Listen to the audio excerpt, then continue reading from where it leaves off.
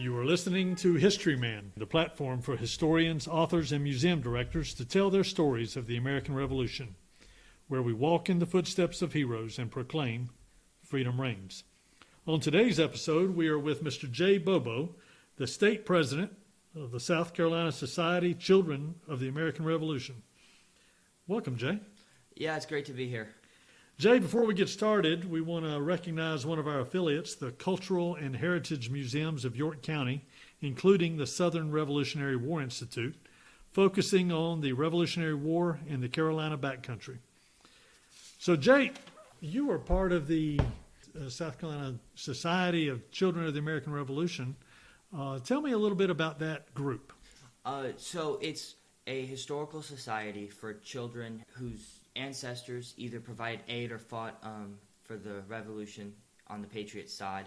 We have a national society in the U.S., and there's also foreign societies in Germany, Great Britain, and France as well. I didn't realize it reached that far. That's pretty phenomenal. So you are a senior in high school right now, and you're getting ready to go off to Mississippi State. Is that right? Yes, sir. That's the plan. That's the plan. Well, kudos to you. You've reached a milestone in your life. We're here to talk about a couple of battles that you've kind of worked into your research as being the president of your society. Let's start off first with Rugeley's Mill. Tell me a little bit about that. So Rugeley's Mill is located in Kershaw County, South Carolina, about 12 miles north of Camden, South Carolina, where the Camden battle took place. And the battle took place on December 4th of 1780. But prior to the battle, the British troops rested there before the Battle of Beaufort's Massacre under Commander Bannister Tarleton. And then the American troops rested there before Camden in 1780.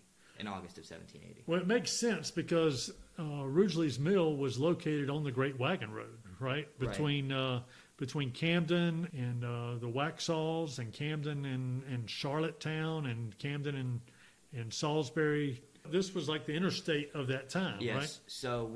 So it makes perfect sense that the American forces, when coming up to Camden, they would have obviously been traveling south. So going south on that wagon road, it makes sense. It's not super far from the Battle of Camden. And same thing with Bannister Tarleton and his cavalry. It's not that far, and it runs right by both of those battle sites. The Great Wagon Road did. So when the British came into the state, their loyalties were tested. Henry Rugeley really backed the British at that particular time, didn't he? Yes, he did. Correct. When the choice came down to it, he did choose the British side. Although he also had friends and lots of other people he knew on the Patriot side, which came to test the waters later in the military career. Well, describe the house and the layout of his land at that time. So Henry Rugeley was a trading post. Rugeley's Mill was. So obviously it was a pretty wealthy house. He was a pretty wealthy man. So the house, you can imagine, was big, lots of land around it. And the barn,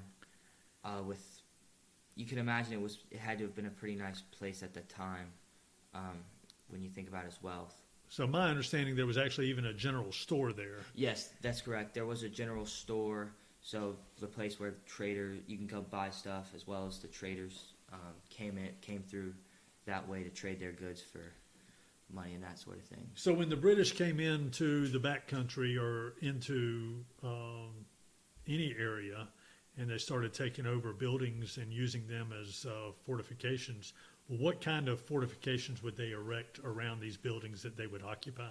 So a great example of this, actually, at Rugeley's Mill, they took the barn, the storage barn, and they added a second tier for musket firing and cut loopholes in the walls, as well as an abatis surrounding the barn. And pretty much an abatis is just these long tree logs pointed on the end to prevent troops from coming too close to the building.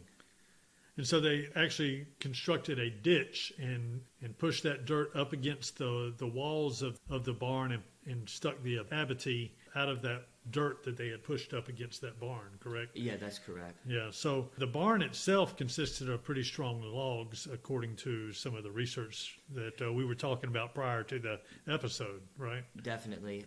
And one of the things is those logs, they were so securely in there that you couldn't just push them down or pull them down when you were fighting. It took a lot of work and effort.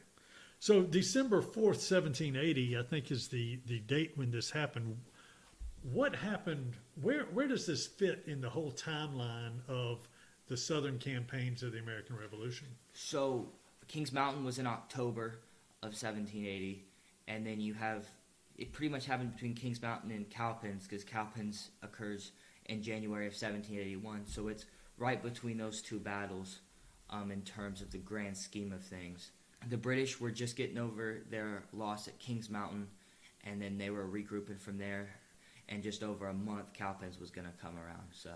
So Cornwallis, who was in Charlotte at the time of Kings Mountain, he actually retreats back into South Carolina and ends up in Winsboro, correct? Yes. So after the victory at Kings Mountain, Cornwallis retreated from Charlotte down to Winsboro, where he felt safer and less likely to be in his force to get taken over.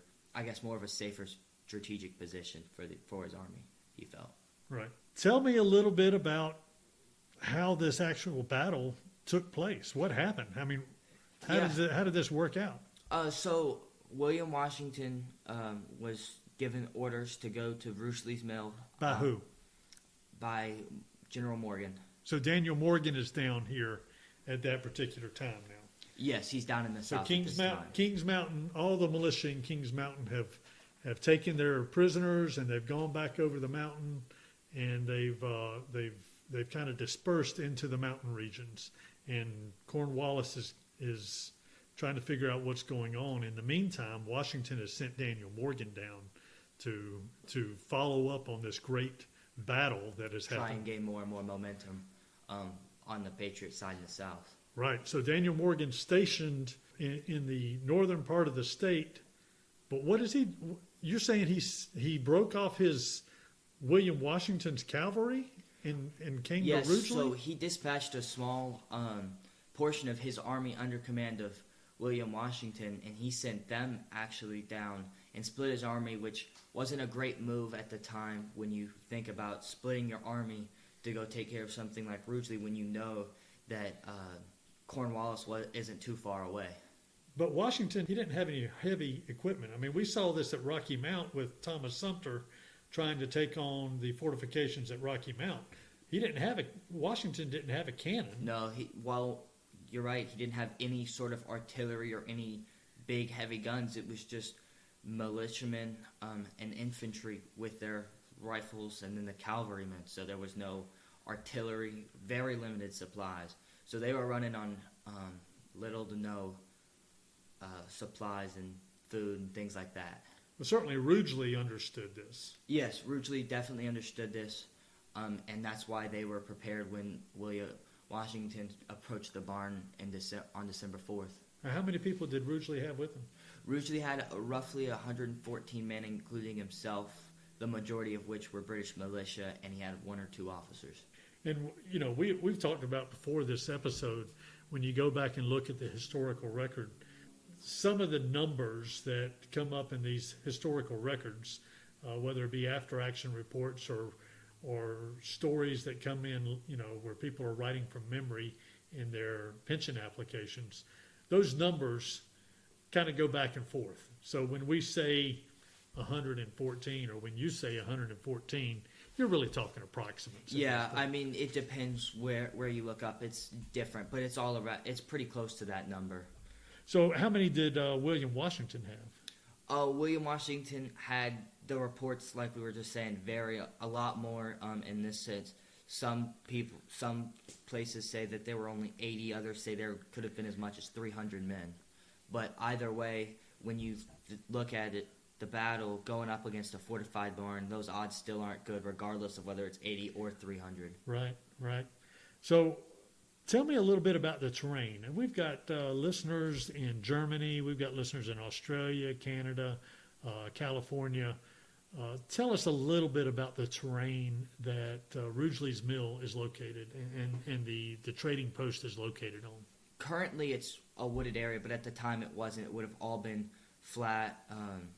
But it was located up on a hill. It was located, yes, that's correct. The barn itself was up on a hill, which means when William Washington showed up, he not only had the fortified barn he had to worry about, but he was also below in terms of positioning. The British had the high ground in that sense. So it was that obviously doesn't increase your odds in your favor either. So he was up against a pretty magnificent force. I think some of our listeners would like to know kind of the soil or the topography.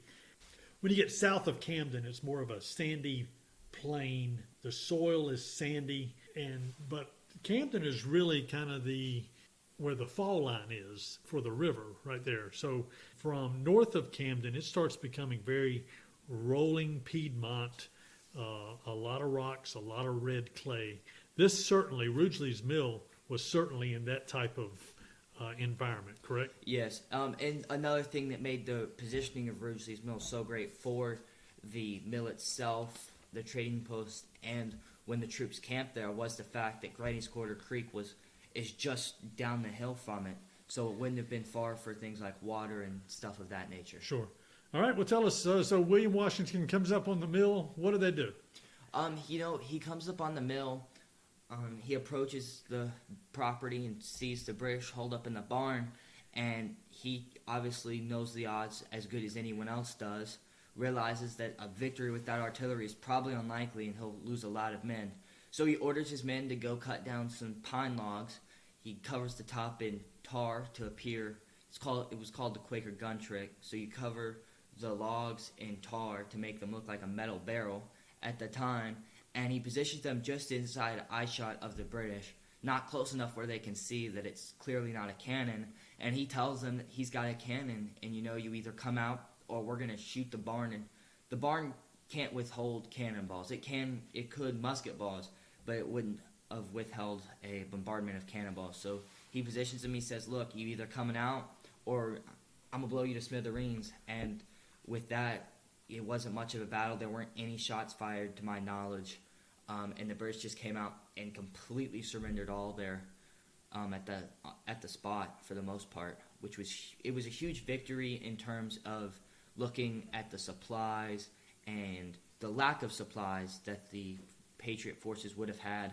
The victory captured 4 supply wagons, so that helps with food and bullets and things of that nature. And then they also captured several horses, which does a lot of help on easing the soldiers' work, what they have to carry. We have, because of the advent of the camera, we have photographic images of Quaker guns being used in the Civil War. But here, Quaker guns were used in the Revolutionary War, right? Yes, and even before the Revolutionary War, they were used. It's called the Quaker gun trick because the Quakers had a vow of nonviolence. So way back when people first started settling in North America, the Quakers, they would have used this to trick their enemies into thinking that they had cannons without breaking their vow of nonviolence. Very interesting. I would imagine that Rugeley, a colonel in the British forces, came under a lot of fire from his superiors after the surrender of this fortifications. He did, and when you think about it, it makes a little bit more sense when you consider how quickly that surrender was. It wasn't it's not like he surrendered after a bombardment or long days. It was a pretty quick surrender, and his superiors obviously would have gotten word that it wasn't even a real cannon. He pretty much took a position of an easy victory and turned it into a pretty devastating defeat. And it really ended his military career in terms of aftermath of the battle. Cornwallis later wrote Tarleton and said that Henry Rugeley wasn't going to be made a brigadier. This battle among his loyalty questions pretty much effectively ended his military career. So what was some other loyalty question that he had?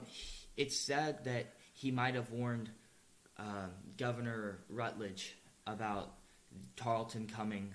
Bannister or Tarleton, they didn't actually camp at Buford's massacre. But what they did do is Governor Rutledge was staying at Rugeley's Mill the night before Buford's massacre, and he had just Rugeley warned Governor Rutledge, and Rutledge left.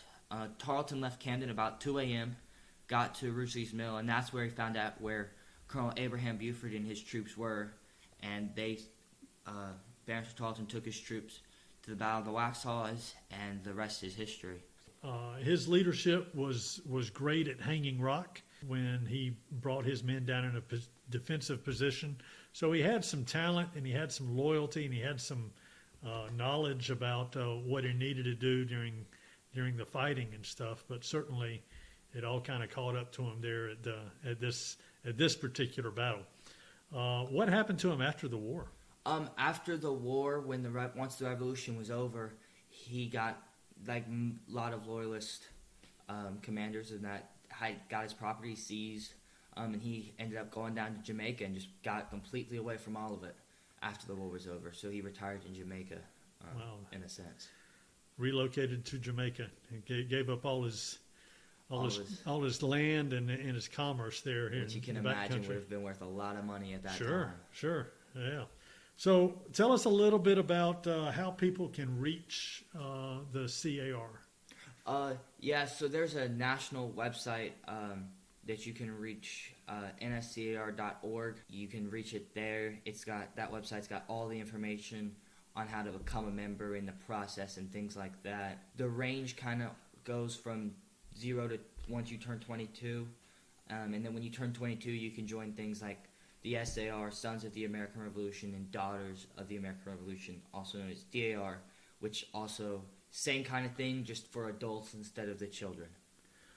You know, from a freedom standpoint, the experiment of the United States of America, and it was held in the balance during the Revolution, but that experiment was unheard of in the history of the world.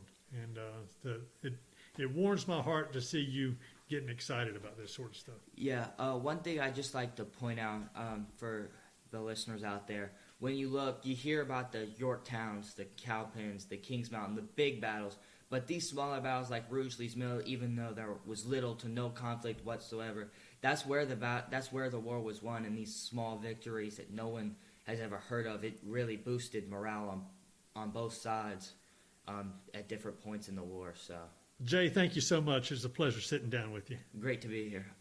Thank you so much.